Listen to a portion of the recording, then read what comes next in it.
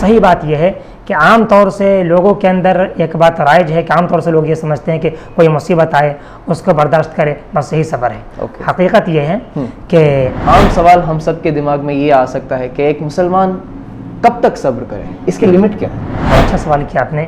عام طور سے یہ بات سننے میں آتی ہے اور لوگ کہتے ہیں کہ ہم نے تو ایسا کیا، ہم نے تو بڑا اچھا کیا اور لوگوں کے ساتھ میں اچھا کیا، لیکن میرے ساتھ میں ایسا ہو رہا ہے تو آخر صبر کب؟ یہ کمپلین ہے، بالکل کمپلین ہے۔ تو میری آپ کی ذات سے میری آواز دنیا کے جس کونے میں پہنچ رہی ہو، میں ایک شخص کو میں کہہ دینا چاہوں گا، یاد رکھیں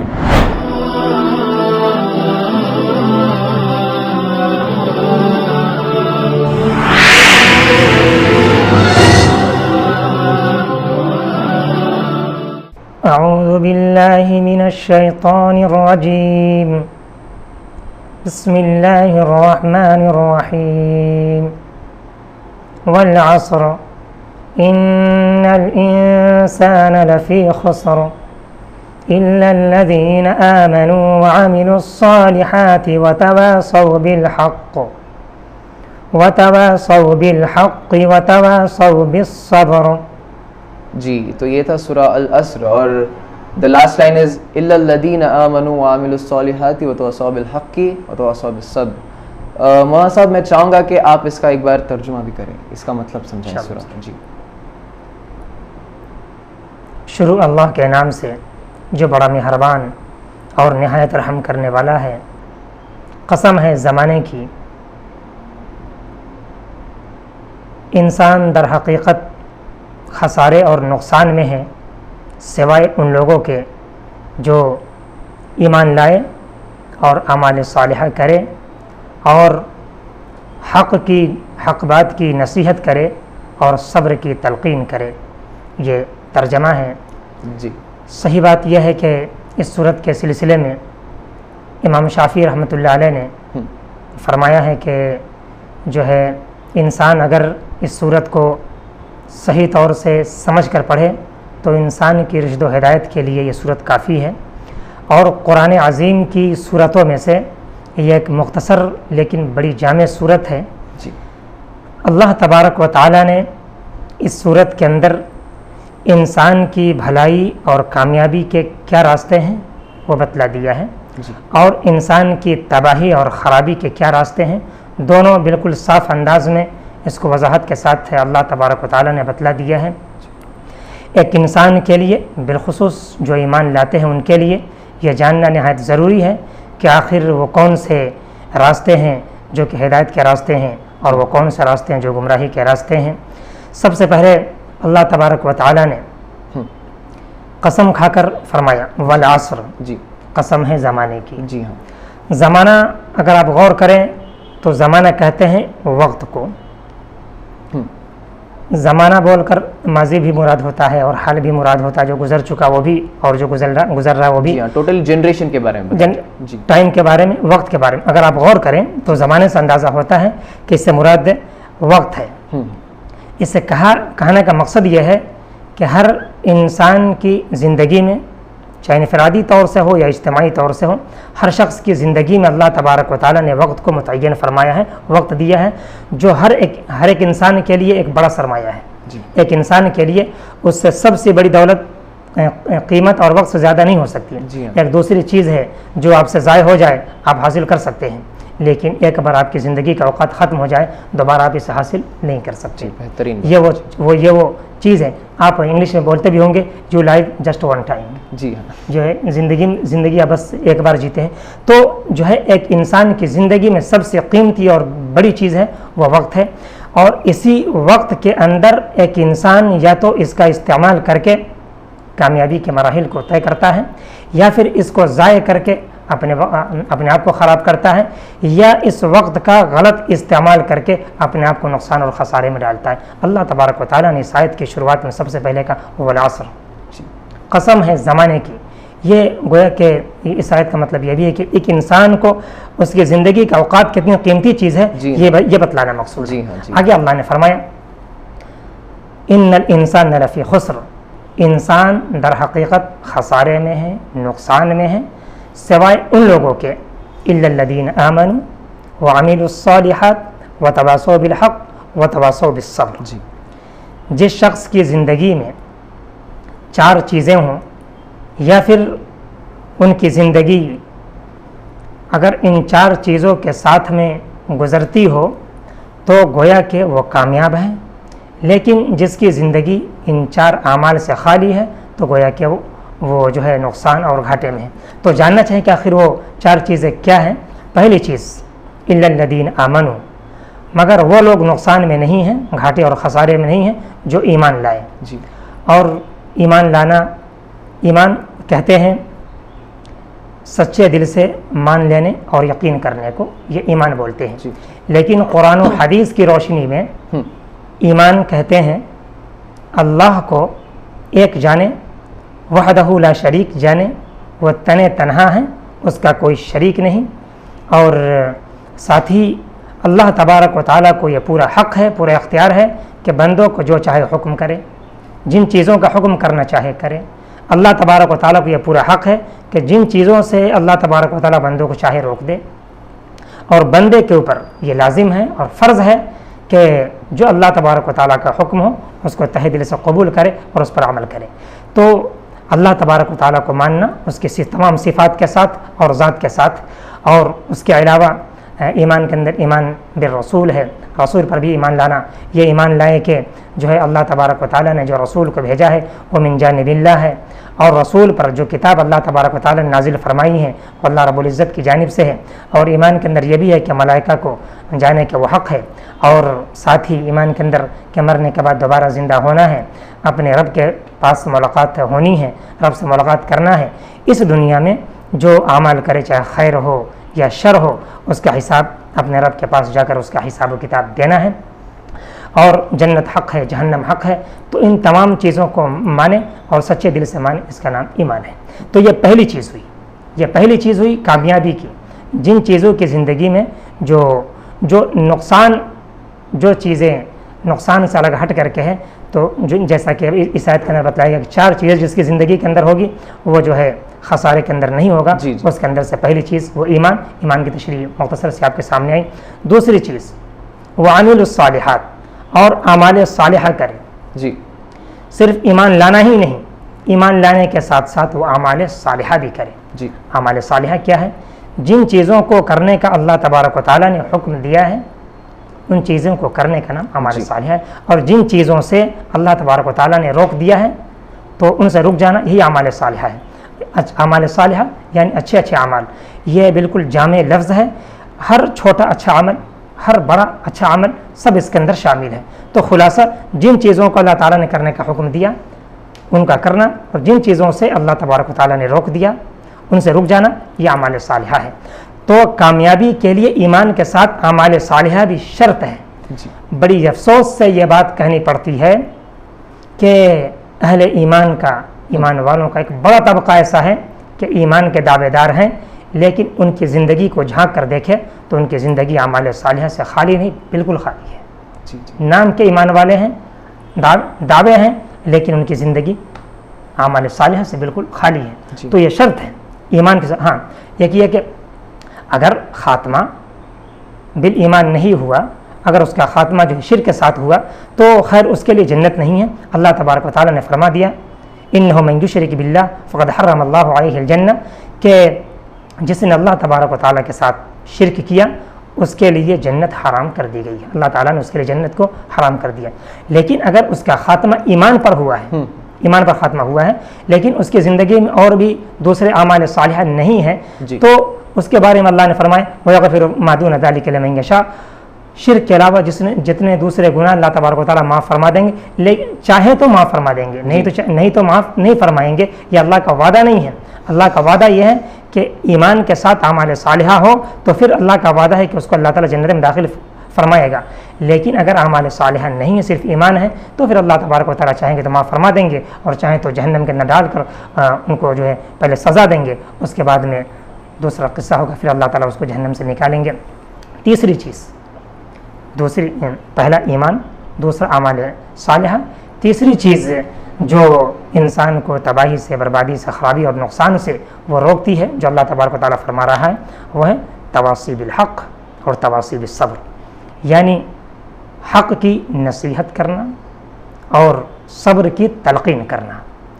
تو اللہ تبارک و تعالیٰ نے وہ جو تیسری چیز فرمائی ہے، حق کی نصیحت کرنا اور صبر کی تلقین کرنا، اس کا مطلب یہ ہے کہ وہ اللہ کے وہ بندے جو ایمان لاتے ہیں اور اعمال صالحہ کرتے ہیں، ان کا کام صرف اتنا نہیں ہے کہ فرداً زندگی گزارے اور انفرادی زندگی گزارے، بلکہ ان کے اوپر یہ پوری ذمہ داری عائد ہو جاتی ہے کہ ان کے اجتماع سے ایک مومن اور صالح معاشرہ وجود میں آئے، جی، اور معاشرے کے ایک ایک فرد پر یہ ذمہ داری بنتی ہے کہ یہ ایک دوسرے کو حق کی نصیحت اور صبر کی تلقین کرے، اور جہاں کہیں بھی جب کبھی بھی معاشرے کے اندر برائی جنم لے یا پھر غیر عنوانی بدعنوانی برائیاں وجود لے اور جنم لے، اس کو جڑ سے کاٹ کر پھینک دے، اس کو ختم کرے، اور اصلاح کے لیے، کار خیر کے لیے اور عمدہ اور معاشرہ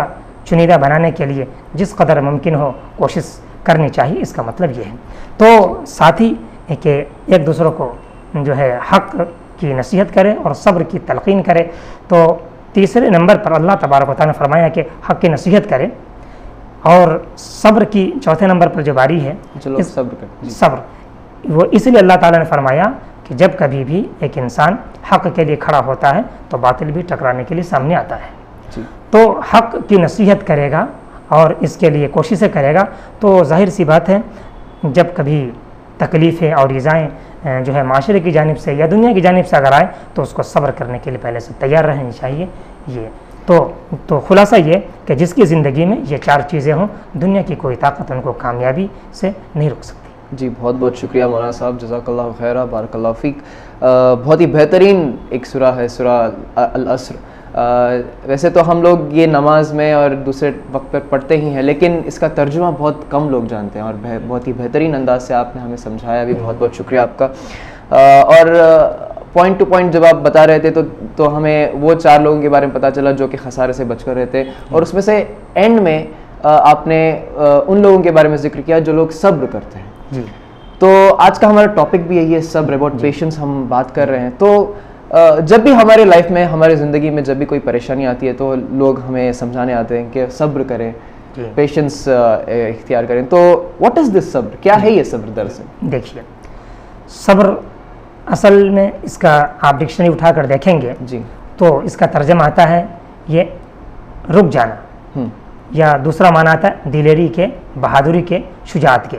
شجاعت اور بہادری کے معنی میں یہ آتا ہے، اور اپنے آپ کو روکنے کے معنی میں۔ صحیح بات یہ ہے کہ عام طور سے لوگوں کے اندر ایک بات رائج ہے کہ عام طور سے لوگ یہ سمجھتے ہیں کہ کوئی مصیبت آئے اس کو برداشت کرے، بس یہی صبر ہے۔ حقیقت یہ ہے کہ جیسا کہ اس کا معنی ہے رک جانا، اللہ تبارک و تعالیٰ نے اپنے بندے کو جن چیزوں سے رکنے کا حکم دیا ہے ان چیزوں سے رک جائے، یہ بھی صبر ہے۔ جی جی، مثال کے طور پر اس کو ایک شخص ہے جس کو شراب کی عادت ہے، شراب پینے کی عادت ہے، اس کو شراب رکھی ہوئی ہے ٹیبل پر، اور جو ہے دل بھی چاہ رہا ہے، جی، دوسری طرف اللہ تبارک و تعالیٰ کا حکم ہے کہ اس کے اندر ہاتھ مت لگاؤ، فجتنبو، اس سے پرہیز کرو۔ تو دل تو چاہ رہا ہے پینے کا، لیکن اللہ تبارک و تعالیٰ کا حکم نہیں ہے، تو اللہ تبارک و تعالیٰ کے حکم پر اپنے جذبات کو کچل دینا، اور اپنے جذبات کو اور اپنی پسندوں کو اپنی پسند پر اللہ کی پسند کو ترجیح دینا، اور اس پر جو تکلیف ہو رہی ہے اس کے برداشت کرنے کا نام بھی صبر ہے۔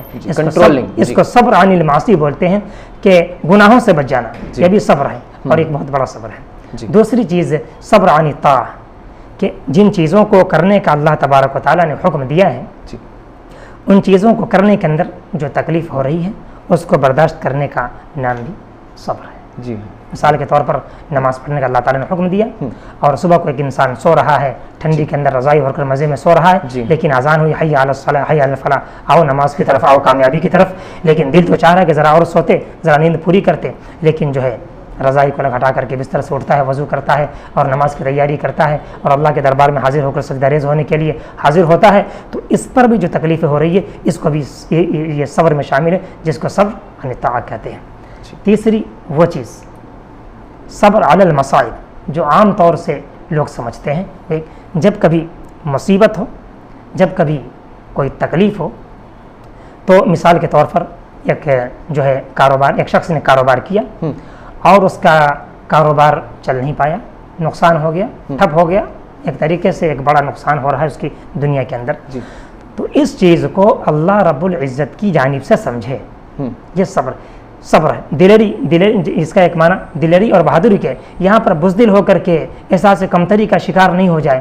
بعض لوگ جو ہے جن کے ہاں صبر نہیں ہے، یا تو خودکشی کر لیتے ہیں، یا تو پھر جو ہے اگر صبر نہیں ہو یا اس کا صحیح معنی اور اس کا ذہن میں نہیں ہو تو عام طور سے جرائم پیدا ہوں گے. ایک شخص کا کاروبار لوٹ گیا تو یا تو سوچے گا کہ یار ہمارا لوٹ کے برباد ہو گیا، چلو جو ہے دوسرے کا لوٹے، یا تو جرائم پیدا ہوں گے وہاں پر. اگر صبر نہیں ہے تو جرائم پیدا ہوں گے. اگر جرائم پیدا نہیں ہوں گے اور صبر نہیں ہے تو دوسری چیز یہ ہوگی کہ پھر اپنے آپ کو خودکشی کرے گا کہ چلو اسی زندگی سے کیا فائدہ. لیکن اسلام سمجھاتا ہے کہ یہاں پر دلیری کا ثبوت دو، یہاں پر ذرا شجاعت اور بہادری کا ثبوت دو، اور یہ سمجھو کہ جو کچھ بھی ہوتا ہے جس پر ایمان لائے ہو اس کی جانب سے ہوتا ہے. ترقی اور بربادی کرنے والا وہی ذات ہے. خیر بھی آتا ہے تو اس کی جانب سے، اور شر بھی آتا ہے تو اس کی جانب سے، امتحان کے لیے آتا ہے. تو اللہ رب العزت کی جانب سے آنے والی پریشانی کو سمجھے اور اس کو برداشت کرے، اور اس برداشت کرنے پر اللہ رب العزت سے توقع اور امید رکھے ثواب کی. یہ صبر ہے. سمپل آنسر اگر میں دینا چاہوں تو صبر از نتھنگ بٹ برداشت کرنا، to control yourself. So that is صبر. بہت بہت شکریہ، بہت ہی صاف انداز سے آپ ہمیں سمجھا اس کا ڈیفینیشن بھی. مولانا صاحب، ایک عام سوال ہم سب کے دماغ میں یہ آ سکتا ہے کہ ایک مسلمان کب تک صبر کرے، اس کی لمٹ کیا ہے؟ بالکل، بڑا اچھا سوال کیا آپ نے. عام طور سے یہ بات سننے میں آتی ہے اور لوگ کہتے ہیں کہ ہم نے تو ایسا کیا، ہم نے تو بڑا اچھا کیا اور لوگوں کے ساتھ میں اچھا کیا، لیکن میرے ساتھ میں ایسا ہو رہا ہے تو آخر صبر کب. یہ ایک کمپلین ہے. بالکل کمپلین ہے. تو میری آپ کی ذات سے میری آواز دنیا کے جس کونے میں پہنچ رہی ہو، میں ایک شخص کو میں کہہ دینا چاہوں گا، یاد رکھیں یہ دنیا دارالعمل ہے. یہاں عمل کرنے کی جگہ ہے، یہاں بونے کی جگہ ہے، کاٹنے کی جگہ آخرت ہے. تو گویا کہ صبر موت تک ہے، صبر موت تک کرنی چاہیے. اور آپ دارالعمل میں آپ امید کریں کہ یہاں پر جو ہے اس کا پھل آئے، تو یہ جو ہماری نادانی ہے. دارالجزا آخرت ہے تو وہاں پر انشاءاللہ ملے گا. لیکن جب تکلیف آئے، پریشانی آئے، اللہ تبارک و تعالیٰ نے فرما دیا ہے کہ یا ایھا الذین آمنوا استعینوا بالصبر والصلاۃ. جب تمہیں کوئی تکلیف ہو تو اللہ تبارک و تعالیٰ سے نماز اور صبر کے ذریعے سے مدد چاہو. تو جب پریشانی آئے، تکلیف آئے تو اس کو دور کرنے کے لیے اللہ تعالیٰ نے خود ایک طریقہ بتلا دیا ہے کہ جو ہے نماز اور صبر کے ذریعے سے مدد چاہو. ایک بندہ صبر کرے جیسا کہ کہا گیا اس انداز میں، اور اللہ تبارک و تعالیٰ سے توقع امید کرتے ہوئے نماز پڑھے، دعائیں کرے، تو اللہ تبارک و تعالیٰ ضرور اس کی تکلیف کو دور فرما دے گا. کیونکہ یہ دنیا کبھی خوشی کبھی غمی کی ہے. اگر بالفرض تکلیف دور نہیں ہوئی تو یہ نہ کوئی کہے کہ جو ہے یہ صبر ہم کب تک کریں. صبر کریں اور موت تک کریں، کیونکہ دارالجزا موت کے بعد جو دوسری دنیا اللہ تبارک و تعالیٰ وہاں پر اجر عظیم عطا فرمائے گا. جی بہت بہت شکریہ مولانا صاحب. مولانا صاحب، ایک اور عام ڈاؤٹ یہ بھی ہے ہم سب کا کہ مان لیجئے کہ ایک انسان صبر کر رہا ہے، صبر کرنے میں پوری کامیابی وہ حاصل کیا، لیکن اس کا بدلہ کیا ہے؟ ہمیں اللہ کی طرف سے انعام کیا ملنے والا ہے اگر ہم صبر کو اپنا لیتے ہیں؟ بالکل، بڑا اچھا سوال کیا آپ نے. یہ صبر حقیقت میں ایک صبر ہی اللہ رب العزت کی جانب سے ایک بہت بڑی نعمت ہے. جی. حدیث میں کہا گیا جس شخص کو صبر دے دیا گیا گویا کہ اس کو بہت ساری نعمتوں سے مالا مال کر دیا گیا، اور جس کو صبر نہ دیا گیا بہت ساری چیزیں اس سے چھین دی گئی. جی. تو صبر کے متعلق اس سے بڑی چیز اور کیا ہے کہ اللہ نے فرمایا کہ ان اللہ مع الصابرین، اللہ تبارک و تعالیٰ صبر کرنے والوں کے ساتھ میں ہے. تو اس دنیا کے اندر صبر کرنے والے بندے کے ساتھ اللہ کی معیت ہوتی ہے. اللہ خود اس کے ساتھ ہوتا ہے. اللہ اس کے ساتھ ہوتا ہے، اور جس کے ساتھ میں اللہ ہو تو اللہ کی طاقت ہو تو اور کیا چاہیے. تو اس دنیا میں اللہ کی معیت ہوتی ہے، اللہ جو ہے اس کا مددگار ہوتا ہے. اور آخرت کے اندر بغیر حساب و کتاب کی جنت ہے. کل قیامت کے دن، کل میدان. اور واضح رہنا چاہیے کیونکہ صبر کا بدلہ ہم یہاں تلاش نہیں کریں، صبر کا بدلہ ہم آخرت میں تلاش کریں، اور اللہ تعالیٰ نے آخرت میں ہی رکھا ہے. ایک حدیث میں نبی علیہ الصلوۃ والسلام نے فرمایا کل میدان محشر کے اندر آواز لگائی جائے گی این الصابرون, یہ صبر کرنے والے کہاں ہیں؟ تو یہ جو صابرین ہیں صبر کرنے والے کھڑے ہو جائیں گے. اس کے بعد اللہ تبارک و تعالیٰ کا فیصلہ ہوگا کہ ہمارے ان صابرین بندوں کے لیے جنت کا فیصلہ کر دیا گیا, ان کو بغیر حساب و کتاب کے جنت کے اندر بھیج دیا جائے.